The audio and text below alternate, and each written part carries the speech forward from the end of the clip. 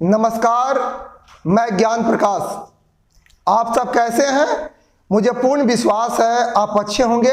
मैं आपके सुखद भविष्य की हमेशा कामना करता हूं। आइए मैं आपके समक्ष पुनः एक प्राचीन भारतीय इतिहास के महत्वपूर्ण टॉपिक लेकर आया हूं और वो टॉपिक है गुप्त काल। मैं पहले भी वीडियो में पढ़ा चुका हूं। गुप्त काल पार्ट फर्स्ट, गुप्त काल पार्ट टू। जिनको भी गुप्त काल की शुरू में जानकारी प्राप्त करना है वे गुप्त काल का video part first part second आप देख सकते हैं। आज मैं आपको पढ़ाऊंगा समुद्रगुप्त के बारे में। क्या आप जानते हैं समुद्रगुप्त के बारे में? भारत का नेपोलियन। आज हम पढ़ाएंगे भारत का नेपोलियन। और आप भारत के नेपोलियन के विषय में जानना है तो प्लीज आप मेरे साथ अंत तक वीडियो पर बने रहें और मैं बताऊंगा भारत का नेपोलियन कौन है। समुद्रगुप्त को भारत का नेपोलियन कहा जाता है। ये हमारे प्राचीन भारतीय इतिहास का बहुत ही महत्वपूर्ण टॉपिक है। लेकिन हम समुद्रगुप्त को पढ़ाने से पहले मैं आपको बताना चाहूंगा, आप सभी से मेरा निवेदन है, क्या आप चाहते हैं कि मेरा सुनहरा भविष्य हो? तो क्या आप चाहते हैं कि दुनिया आपके आगे सर झुकाए? तो आपको करना होगा, जिन लोगों ने किताबों के आगे अपना सर झुकाया, जिन लोगों ने किताबों के आगे अपना सर झुकाया, दुनिया आज उन्हीं के आगे सर झुका रही है। आप भी किताबों के आगे सर झुकाइए, दुनिया आपके सामने सर झुकाएगी और मैं आपके ज्ञान के लेवल को बढ़ाऊंगा और आपके लक्ष्य तक पहुंचाऊंगा और आपके सपने को पूरा करवाऊंगा। आइए आपके ज्ञान के लेवल को बढ़ाते हुए हम शुरू करते हैं समुद्रगुप्त। अब प्लीज समुद्रगुप्त पढ़ने से पहले अगर आप चैनल को सब्सक्राइब नहीं किए हैं तो आप चैनल को सब्सक्राइब कर लीजिए और आप बेल आइकॉन को प्रेस करें ताकि जब भी वीडियो हम लोड करें आपके समक्ष तुरंत जो है प्रस्तुत हो। आइए हम पढ़ाते हैं समुद्रगुप्त। समुद्रगुप्त गुप्त काल का बहुत ही महत्वपूर्ण शासक है। मैं पढ़ा था कि गुप्त वंश की शुरुआत जो है श्रीगुप्त ने किया था और श्रीगुप्त का उत्तराधिकारी कौन बना? घटोत्कच बना। और घटोत्कच का उत्तराधिकारी कौन बना? चंद्रगुप्त प्रथम बना। और चंद्रगुप्त प्रथम को गुप्त वंश का वास्तविक संस्थापक भी कहा जाता है। गुप्त वंश को प्राचीन भारतीय इतिहास में पुनर्जागरण का काल भी कहा जाता है। गुप्त काल को प्राचीन भारतीय इतिहास में स्वर्ण युग की संज्ञा भी दी जाती है। गुप्त काल को श्रेष्ठ कवियों का काल भी कहा जाता है और गुप्त काल को संस्कृत साहित्य का स्वर्ण युग भी कहा जाता है। मैं ये पहले भी आपको बता चुका हूं, जानकारी दे चुका हूं। आपको जीएस समझ में नहीं आता है ना, आप मेरा वीडियो देखते होंगे, मुझे पूर्ण भरोसा है आपको जो जीएस समझ में नहीं आता होगा आपको समझ भी आ जाता होगा और आपको याद भी होता होगा। आइए आते हैं समुद्रगुप्त पर। समुद्रगुप्त को भारत का नेपोलियन कहा जाता है। समुद्रगुप्त जब शासक बना इसने निरंतर जो है विजय अभियान को जारी रखा। इसने गुप्त वंश की शक्ति और प्रतिष्ठा में काफी वृद्धि की और वीए स्मिथ ने समुद्रगुप्त के निरंतर विजयों को देखते हुए इसको भारत के नेपोलियन की संज्ञा दे दी और भारत का नेपोलियन समुद्रगुप्त को कहा जाता है। अब आइए समुद्रगुप्त के विषय में परीक्षा उपयोगी जो जानकारी है मैं आपके समक्ष प्रस्तुत करूंगा। ध्यान से सुनेंगे और देखेंगे और वीडियो के अंत तक बने रहेंगे, तब आपको पढ़ाई पूरी तरह से समझ में आएगी। आइए देखते हैं समुद्रगुप्त। तो सबसे पहले मैं बताऊंगा कि समुद्रगुप्त का शासनकाल कब से कब तक था। तो समुद्रगुप्त का जो शासनकाल है ये 350 से आपका 375 ईस्वी तक है। लेकिन कहीं कहीं आपको ये 335 से 380 भी मिलेगा, लेकिन ये 350 से ये 375 समुद्रगुप्त का शासनकाल था। समुद्रगुप्त जो था, समुद्रगुप्त को ये भारत का नेपोलियन भी कहा जाता है। समुद्रगुप्त को भारत का नेपोलियन भी कहा जाता है। तो समुद्रगुप्त को भारत का नेपोलियन किसने कहा? तो वी.ए. स्मिथ ने कहा। किसने कहा? वी.ए. स्मिथ ने। यानी समुद्रगुप्त के निरंतर विजय अभियानों को देखते हुए इस वी स्मिथ ने इसको भारत के नेपोलियन की संज्ञा आपको दे दी। समुद्रगुप्त जब शासक बना तो समुद्रगुप्त ने भी कई उपाधियों को धारण किया। वो कौन कौन सी उपाधि थी जो समुद्रगुप्त धारण किया, वो ध्यान से देखेंगे।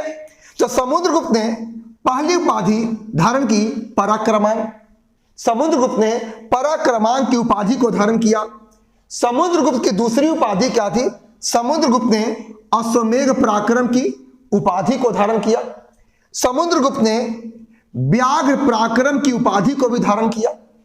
समुद्रगुप्त ने व्याघ्र पराक्रम की उपाधि को भी धारण किया और समुद्रगुप्त ने अप्रतिरथ की उपाधि को भी धारण किया। ये समुद्रगुप्त की उपाधियां हैं। एक बार मैं पुनः समुद्रगुप्त की उपाधि को बताना चाहूंगा। समुद्रगुप्त ने पराक्रमांक की उपाधि को धारण किया। समुद्रगुप्त ने अश्वमेध पराक्रम की उपाधि को धारण किया। समुद्रगुप्त ने व्याघ्र पराक्रम की उपाधि को धारण किया और समुद्रगुप्त ने अप्रतिरथ की उपाधि को धारण किया। आप सभी को समझ में आ गया होगा, याद भी हो गया होगा। अब आइए आगे चलते हैं। समुद्रगुप्त से संबंधित ज्ञान के लेवल को हम बढ़ाते हैं आपके साथ। आइए, समुद्रगुप्त का दरबारी कवि कौन था? समुद्रगुप्त का दरबारी कवि हरिसेन था और इसी हरिसेन ने प्रयाग प्रशस्ति अभिलेख की रचना की। समुद्रगुप्त का दरबारी कवि कौन था? हरिसेन था और हरिसेन ने प्रयाग प्रशस्ति अभिलेख की रचना की थी। अब आइए, समुद्रगुप्त का वास्तविक लक्ष्य क्या था? जो भी व्यक्ति होते हैं उनका लाइफ में कोई ना कोई तो लक्ष्य होता है। आपका भी लक्ष्य होगा, हर किसी का लक्ष्य होता है और जिसकी दृढ़ इच्छा शक्ति होती है, जिसका हौसला होता है, वही जो है अपने वास्तविक लक्ष्य को प्राप्त करता है। तो समुद्रगुप्त का भी वास्तविक लक्ष्य था। तो समुद्रगुप्त का वास्तविक लक्ष्य क्या था? धरणी बंध। समुद्रगुप्त का वास्तविक लक्ष्य क्या था? धरणी बंध था और धरणी बंध का अर्थ होता है पृथ्वी को बांधना। धरणी बंध का अर्थ होता है पृथ्वी को बांधना। अब आइए, समुद्रगुप्त ने कई प्रकार के सिक्के चलाए। समुद्रगुप्त ने कई प्रकार के सिक्के चलाए और मैं वो सिक्कों की जानकारी देना चाहता हूं कि कौन कौन से सिक्कों के प्रकार थे। आइए मेरे साथ वीडियो पर बने रहिए। पहला, समुद्रगुप्त ने 6 प्रकार के सिक्के चलाए। पहला सिक्के का प्रकार था गरुड़ प्रकार। दूसरे सिक्के का प्रकार था धनुर्धर क्या है प्रकार और तीसरे सिक्के का प्रकार था परशु प्रकार और चौथे सिक्के का प्रकार था अश्वमेध क्या है प्रकार और पांचवें सिक्के का प्रकार था वीणा प्रकार और छठे सिक्के का प्रकार था व्याघ्र क्या है पराक्रम। ये 6 प्रकार के सिक्कों के प्रकार थे। आप इस सबको ध्यान से सुनेंगे। हमेशा प्रश्न पूछा है। यह समुद्रगुप्त जीएस का काफी महत्वपूर्ण टॉपिक है और सभी परीक्षाओं में सिविल सेवा से लेकर के दरोगा, एनडीए, आपको जो है एसएससी है, रेलवे है, एसएससी जीडी है, बिहार पुलिस है, स्टेट पुलिस है, सभी परीक्षाओं में पूछे जाते हैं प्रश्न। अब आइए, ये 6 प्रकार के समुद्रगुप्त ने जो सिक्के चलाए, तो 6 प्रकार के सिक्कों में सबसे ज्यादा किस प्रकार का सिक्का समुद्रगुप्त ने चलाया? तो समुद्रगुप्त ने सबसे ज्यादा गरुड़ प्रकार का सिक्का चलाया। कई बार परीक्षाओं में यह प्रश्न पूछे हुए हैं कि समुद्रगुप्त ने किस प्रकार के सिक्का को सबसे ज्यादा चलाया। आपका जवाब होना चाहिए गरुड़ प्रकार के सिक्का उसने सबसे ज्यादा चलाया। और मैं बता दूं कि समुद्रगुप्त के सिक्कों पर अश्वमेध पराक्रम क्या जी खुदा हुआ था। समुद्रगुप्त के सिक्कों पर अश्वमेध पराक्रम खुदा हुआ था और समुद्रगुप्त के एक सिक्का पर उसे बीड़ा बजाते हुए भी दिखाया गया है। यह प्रश्न सभी परीक्षाओं में किसी ना किसी रूप से पूछे हुए हैं कि गुप्त वंश का वो कौन सा शासक था जिससे उसके सिक्कों पर बीड़ा बजाते हुए दिखाया गया है। तो आपका जवाब होगा समुद्रगुप्त। और इसे पता चलता है क्या कि समुद्रगुप्त कला का प्रेमी था, संगीत का ही प्रेमी था, इसलिए उसके सिक्कों पर उसे बीड़ा बजाते हुए दिखाया गया है। अब आइए आगे चलते हैं। समुद्रगुप्त ने दक्षिणापथ में 12 राजाओं को पराजित किया था। समुद्रगुप्त ने दक्षिणापथ में 12 राजाओं को पराजित किया था और समुद्रगुप्त ने दक्षिणापथ में 12 राजाओं को पराजित करने के बाद उसने उत्तर भारत में युद्ध लड़े और समुद्रगुप्त द्वारा उत्तर भारत में लड़े गए युद्ध को आर्यावर्त का युद्ध कहा जाता है और समुद्रगुप्त ने आर्यावर्त के 2 युद्ध लड़े। समुद्रगुप्त ने आर्यावर्त के 2 युद्ध लड़े। आइए अब हम बताते हैं कि समुद्रगुप्त ने आर्यावर्त के 2 युद्ध लड़े और समुद्रगुप्त ने आर्यावर्त के 2 युद्धों में किनको किनको पराजित किया, अब ध्यान से सुनेंगे। तो समुद्रगुप्त ने आर्यावर्त का जो प्रथम युद्ध था उसमें समुद्रगुप्त ने अच्युत, नागसेन एवं गणपति नाग को पराजित किया। समुद्रगुप्त ने आर्यावर्त के प्रथम युद्ध में अच्युत, नागसेन एवं गणपति नाग को पराजित किया। समुद्रगुप्त ने आर्यावर्त के दूसरे युद्ध में उत्तर भारत के 9 राजाओं को पराजित किया। समुद्रगुप्त ने आर्यावर्त के ये दूसरे युद्ध में उत्तर भारत के 9 राजाओं को पराजित किया। अब आइए अगला परीक्षा संबंधित महत्वपूर्ण जानकारी समुद्रगुप्त के विषय में हम देने जा रहे हैं। तो समुद्रगुप्त की जो दक्षिण विजय नीति थी ये 3 नीतियों पर क्या थी, आधारित थी। समुद्रगुप्त की दक्षिण विजय ये 3 आपके नीति पर क्या थे जी, आधारित थी। और 3 नीति कौन कौन सी, आप ध्यान से सुनेंगे।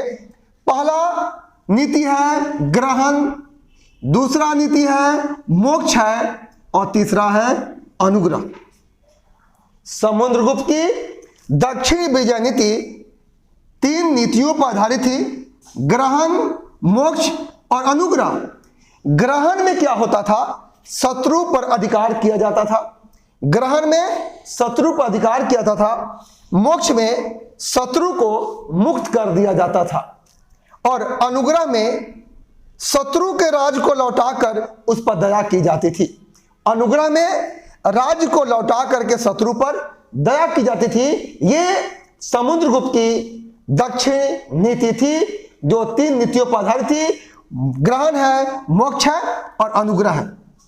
अब आइए अब आगे हम समुद्रगुप्त के संबंध में जानकारी बढ़ाते हैं, मेरे साथ बने रहिए। समुद्रगुप्त ने शक, कुषाण आदि शासकों को 3 विधियों से अपनी अधीनता स्वीकार कराई। समुद्रगुप्त ने शक, कुषाण आदि शासकों को 3 विधियों से अधीनता स्वीकार कराई। और 3 विधि कौन थी? पहला विधि है आत्म क्या है निवेदन, पहला विधि है आत्मनिवेदन और दूसरा क्या है कन्या पायन और तीसरा है मरुत क्या है मंदक। पहला है आत्म क्या है निवेदन, दूसरा है कन्या क्या है पायन और तीसरा है मरुत क्या है मंदक। तो आत्मनिवेदन में क्या होता था, आत्मनिवेदन में सम्राट की अधीनता स्वीकार की जाती थी। आत्मनिवेदन में सम्राट की अधीनता स्वीकार की जाती थी। और कन्या पायन में क्या होता था, जो भी शासक अधीनता स्वीकार करते थे वे अपनी पुत्री का विवाह गुप्त शासकों से कर देते थे। कन्या पायन में जो भी शासक अधीनता स्वीकार करते थे वे अपनी पुत्री का विवाह गुप्त शासक से कर देते थे। आगे है मरुत मंदक, और मरुत मंदक में क्या होता था, मुक्ति पायन के लिए शासनादेश प्राप्त करना होता था। मुक्ति के लिए शासनादेश प्राप्त करना होता था। यही है समुद्रगुप्त ने इन्हीं 3 विधियों से शक और कुषाण आदि शासकों को अपनी अधीनता जो है स्वीकार कराई। अब आइए समुद्रगुप्त से संबंधित हम जानकारी आगे लेकर के बढ़ते हैं। आइए समुद्रगुप्त के प्रमुख पदाधिकारी कौन कौन थे? तो समुद्रगुप्त के प्रमुख पदाधिकारी थे संधि विग्रह, कुमारामात्य और महादंडनायक, ये समुद्रगुप्त के 3 प्रमुख पदाधिकारी थे। कौन कौन? संधि विग्रह, दूसरा कुमारामात्य और तीसरा महादंडनायक। और ये तीनों जो पद है, ये तीनों पद पर हरिसेन बैठा था।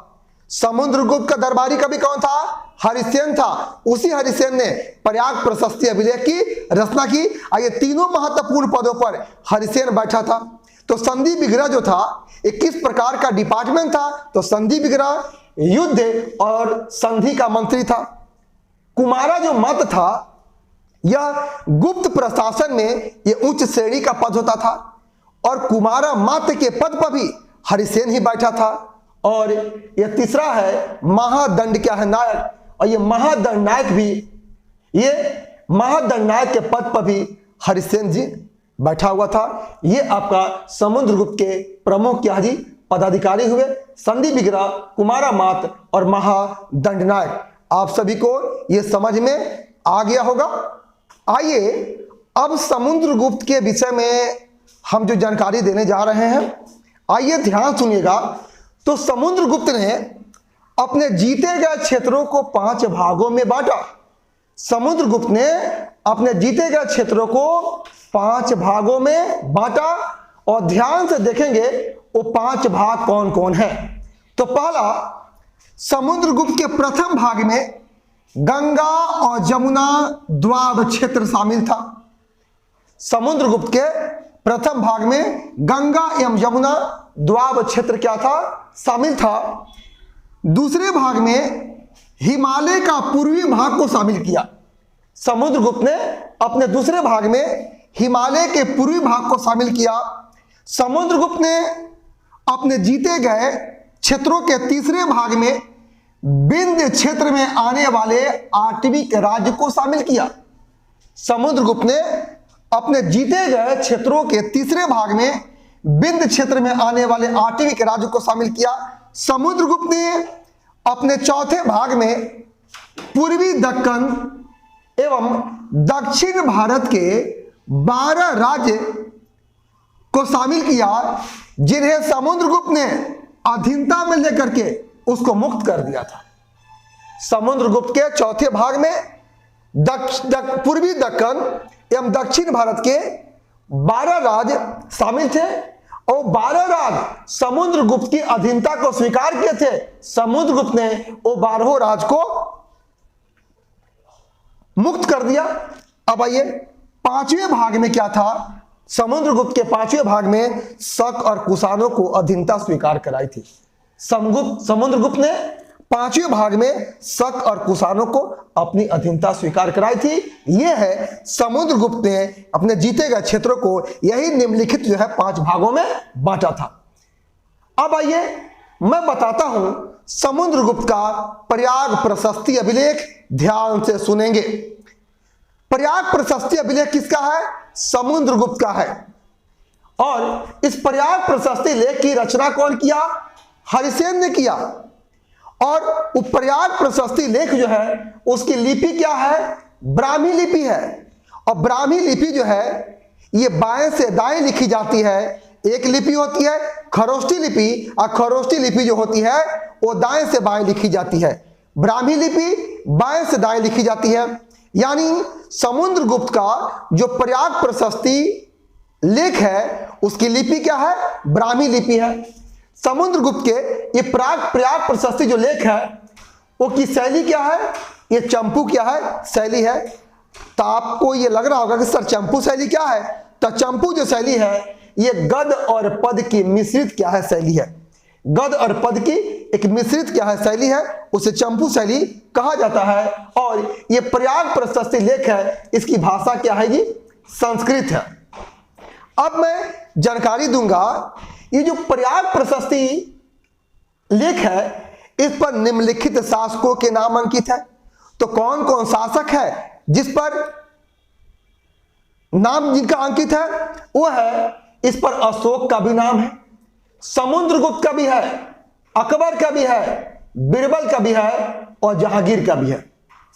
प्रयाग प्रशस्ति अभिलेख पर इन निम्नलिखित शासकों के नाम क्या है अंकित है? किसका? मौर्य वंश का शासक अशोक, गुप्त वंश का शासक समुद्रगुप्त, मुगल शासक अकबर, बिरबल और जहांगीर के नाम क्या है जी? अंकित है। और मैं बता दूं कि इस प्रयाग प्रशस्ति की स्थापना सबसे पहले अशोक ने कहाँ किया था? कौशाम्बी में किया था। प्रयाग प्रशस्ति की स्थापना अशोक ने कहाँ किया था? कौशाम्बी में किया था। और अशोक द्वारा स्थापित प्रयाग लेक को कौशाम्बी से इलाहाबाद लेके कौन आया? तो कौशाम्बी से इलाहाबाद अकबर ने लेकर के आया था।